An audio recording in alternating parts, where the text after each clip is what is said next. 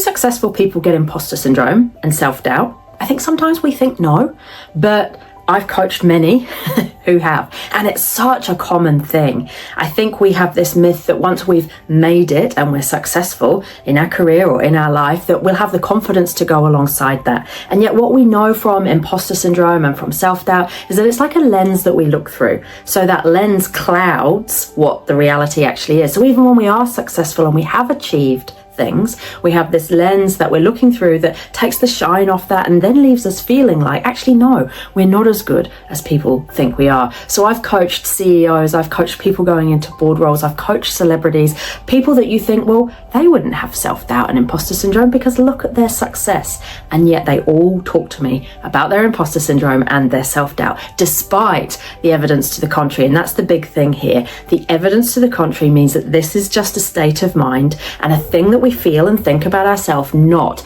a reflection of reality. So if I have self-doubt and imposter syndrome, can I still be successful? Hell yeah, because 70% of other people are out there doing exactly that. So according to the International Journal of Behavioral Science, 70% of us suffer with imposter syndrome. And you'd think that the more successful we became, the more confident that would go with that.